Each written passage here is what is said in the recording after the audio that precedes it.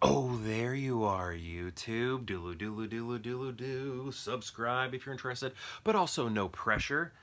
I've got a drink here, just a sparkling water, flavored cranberry clementine. That sounds a little fall Christmas to me. Whenever I think of cranberries, I'm not out here thinking spring or summer. But anyway, what we're here to do today is a random ranking. We're going to go to my movie collection behind me and pick out 3 films at random, then rank those movies 1, 2, 3 from most favorite to least favorite based on whatever criteria we come up with. Actually, I think it'll be 1, 2, 3. I'll rank them here in the video, but if you'd like to rank them in the comments below, please feel free to do so and use whatever criteria you want. Maybe it's based on director, maybe it's based on the actors, maybe it's based on the story, maybe it's based on the special effects, maybe it's based on the cover art, maybe it's based on nostalgic memories that you have of the movies, maybe it's based on preference in which you want to see them because you've never seen any of them. Maybe you've seen all 3, but it's the preference you want to watch them because you haven't you're not as familiar with one over the other. That happens to me sometimes. Anyway, let's get to picking some films. Are they still films when it's digital like this? Is this digital? What is this? I mean, it's physical media, but you know what I mean. It's not like this is film. Oh, this has... Here, let me tell you this. Okay, so whenever they have these little what do you call that, post-its on it, that means I haven't seen it yet. So I've not seen the movie Burlesque. So I need to watch out for situations like that. That's my wife's movie. Let's pull something from down here. My wife loves Cher, but she actually hasn't seen this either. I got it for her because I know she loves Cher. I like Christina Aguilera. I think she has a voice, right?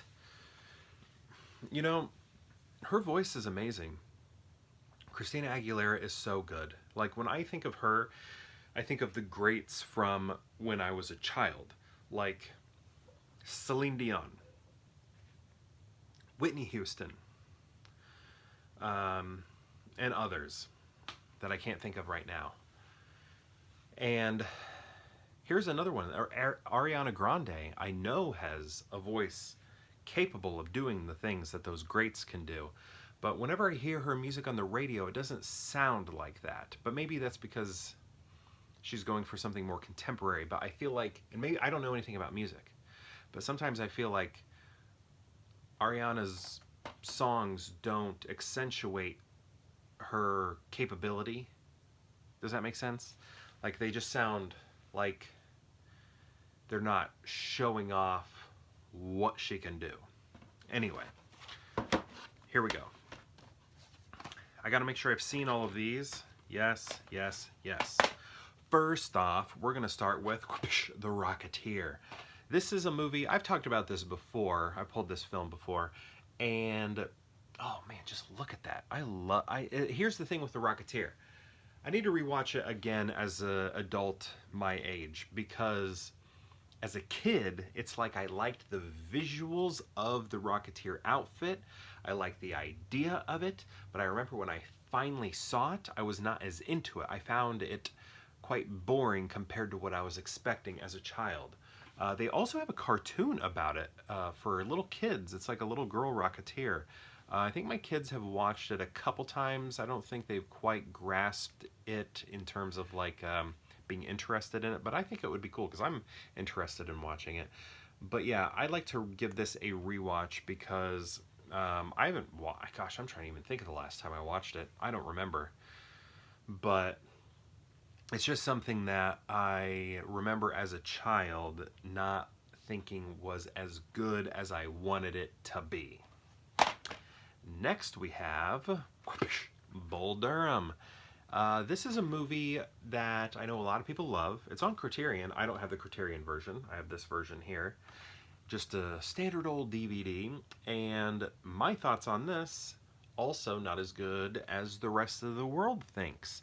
Here's the thing, Tim Robbins. Sometimes Tim Robbins just doesn't work for me. Remember when he was at the Oscars and he flubbed a line? That's okay. I probably would have too, but I'm not an actor. So, with Tim Robbins, I think he's great in Shawshank, but sometimes I just don't buy into what he's doing. And this is an example of that. And it's not necessarily his acting, it's just his physicality. Like when you watch him, when you look at him, he's supposed to be like this pitcher, but does he look like a real pitcher? Maybe he does from that era. I don't know enough about baseball, but when I'm looking at him, I'm thinking, you aren't capable of this sort of thing. And it's kind of like, from Major League, that old guy who was like, you trying to tell me Jesus Christ can't hit a curveball? Like that cool dude. Um, he doesn't, he, like when you're watching him pitch, what he's doing doesn't look like what pitchers do on the mound. Like he doesn't have the physicality to pull that off.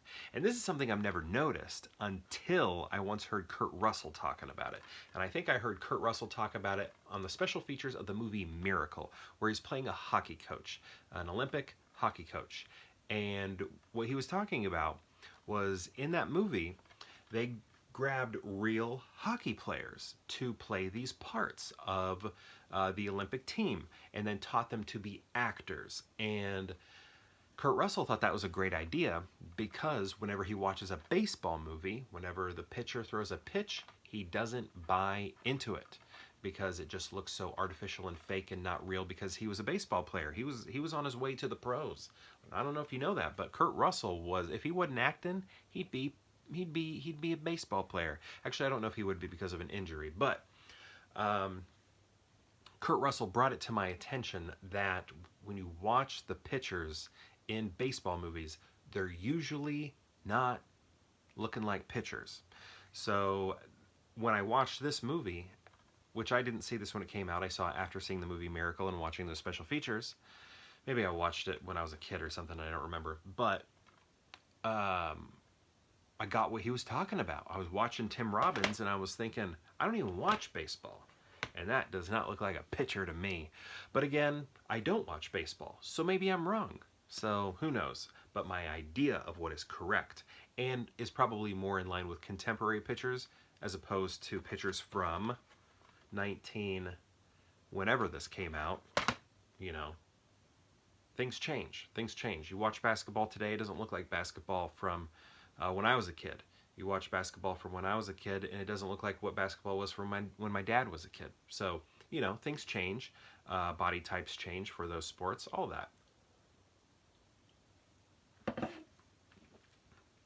Number 3 is fitting because it is also a 3, and that is Terminator 3, Rise of the Machines. This movie, not my favorite of the 3 in the trilogy. I mean, I know there are more, but I don't know what they are. Genesis, Salvation, another thing. But when we're talking about the original 3, this movie right here, it just doesn't... It's just, I don't know, I feel like it's just not as good. But I remember listening to the commentary, and they were like, Arnold Schwarzenegger was in the best shape he's ever been in any Terminator movie. And I was like, is that even possible? Is that even possible?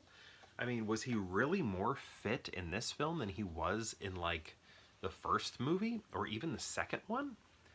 I don't know. So I don't know, I need to rewatch that because I feel like that's the narrative I got from whatever I was hearing in the commentary, but I just don't know how that's true. But here's the thing, not as good, but here's the thing. Has any Terminator movie other than this one made me tear up? No. Only this one has. When he's about to kill John Connor's up against that car and he's like bashing down on it, and John Connor says some words to the Terminator, and then he overrides his programming to terminate. I don't know why, but I don't even think it was my first viewing. I feel like it was a subsequent viewing. Like I feel like it was like my, I don't know, third, second viewing or something like that. When that moment was happening and he overrode his own programming, I like teared up. And it was just like, I even remember being like, what am I, what's going on with me? I know I'm quick to cry. I know I'm quick to cry. But to do that for Terminator 3, and plus a movie that I'd already seen, like it was not my first viewing. And it made me tear up. I'm pretty sure it wasn't my first viewing. But it just seemed so weird to me. So, it's like I don't think I like the movie. Some of it's cool, there are other things. But also the person who plays John Connor, not one of my favorite actors. But here we go. How are we going to rank these? This is weird because it's like I don't love any of these. These are like C-level films, right? Not C-level, but C-level. C-level. You know, they're just movies. These two, Rocketeer and Bull Durham, are movies that I need to rewatch.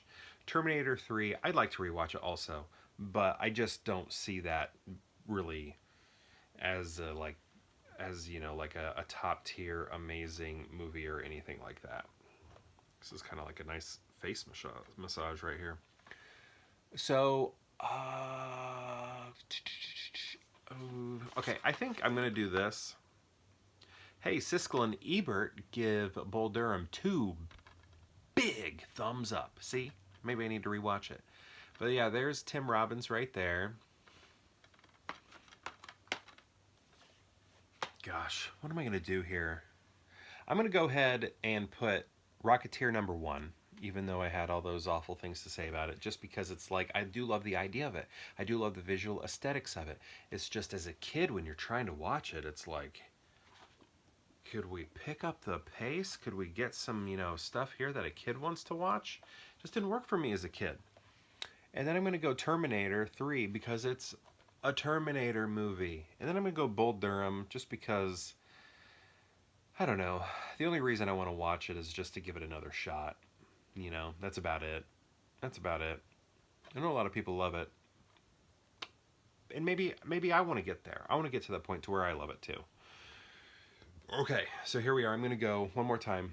The Rocketeer, Terminator 3, and then Bull Durham. But my question to you is, have you seen these films? And if so, what do you think of them?